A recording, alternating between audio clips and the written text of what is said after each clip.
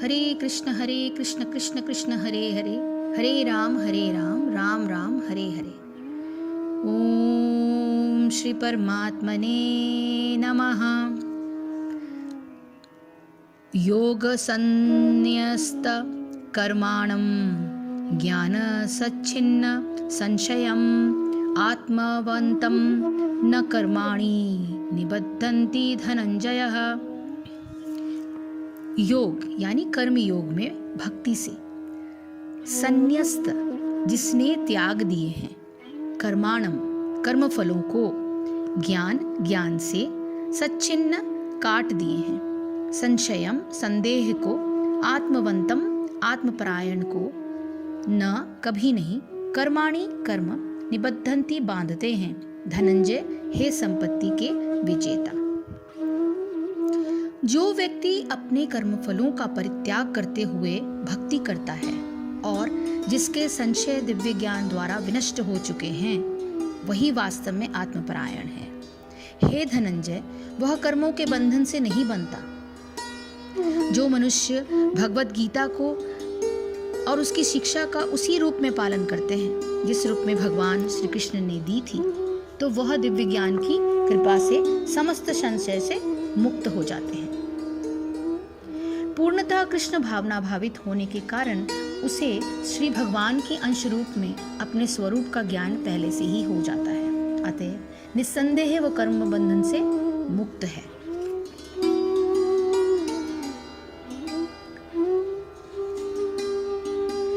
तो हे धनंजय, समस्त कर्मों का परमात्मा में समर्पण कर देता तथा विवेक द्वारा समस्त संशयों का नाश कर देता, ऐसे वश में किए हुए अंतःकरण वाला पुरुष कर्म बंधन में नहीं पड़ता।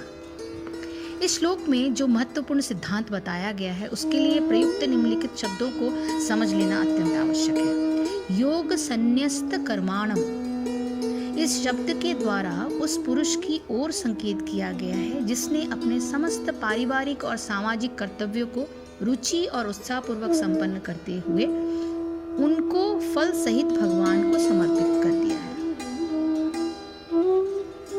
कर्मों को संपन्न करने के लिए शरीर, प्राण और जीवन हर पुरुष को भगवान से ही मिलते हैं। इनका उपयोग भगवान द्वारा निर्देशित विधि से करना ही हर पुरुष का कर्तव्य है।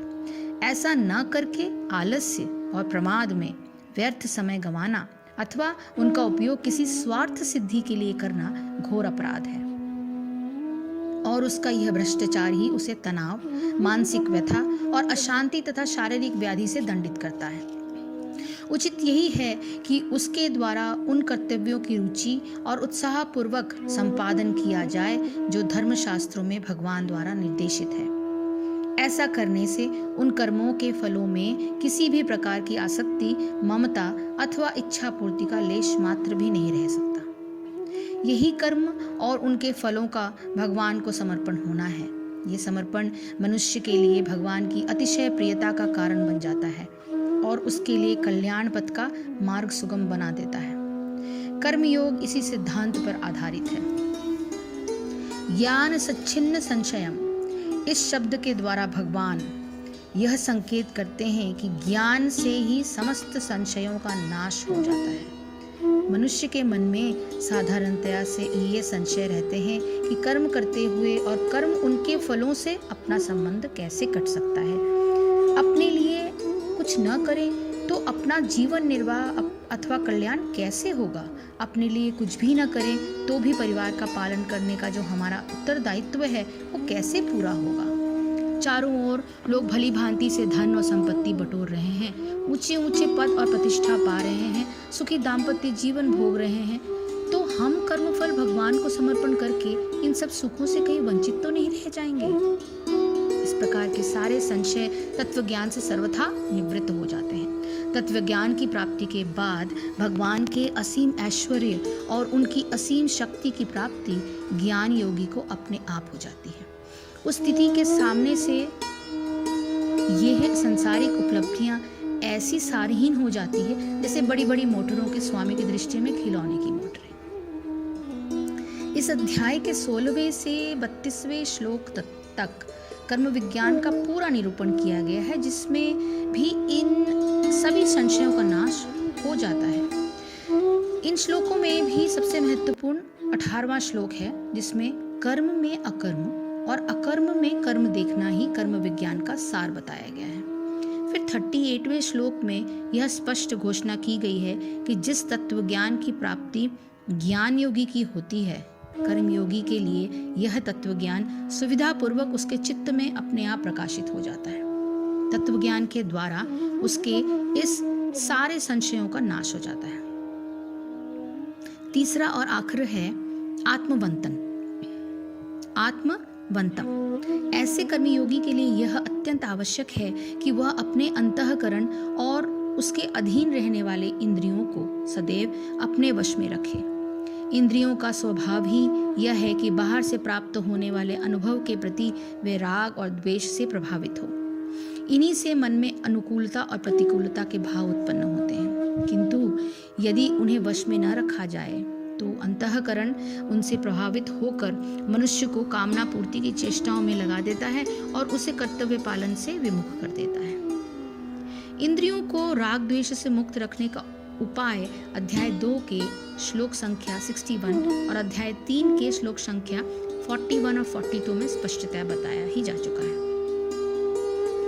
इस उपाय के अवलंबन में से इंद्रियों को अपने अंतःकरण को अपने वश में कर लेना सुगम हो जाता है और ऐसे व्यक्ति को ही आत्मवंत कहा गया है।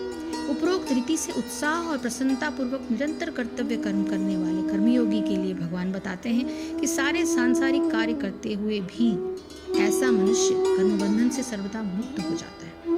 साधारणतया मनुष्य यह समझता है कि सांसारिक कर्मों को करने से उसे विपुल धन की प्राप्ति होगी और उसके उपयोग से वह समस्त सांसारिक सुखों को भोगने के लिए समर्थ हो जाएगा।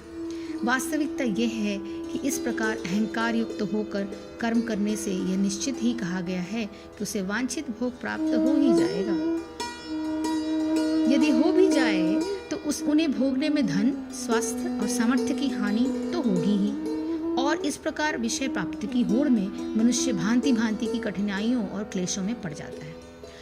जो कुछ सुख की प्रतीति होती भी है वो ऐसी होती है जैसे दांत को खुजाने से तत्कालीन सुख की प्रतीति होती है, किंतु उससे दांत में खुजली बढ़ जाती है। अंत में उस खुजली का महान दुख ही शेष रह जाता है।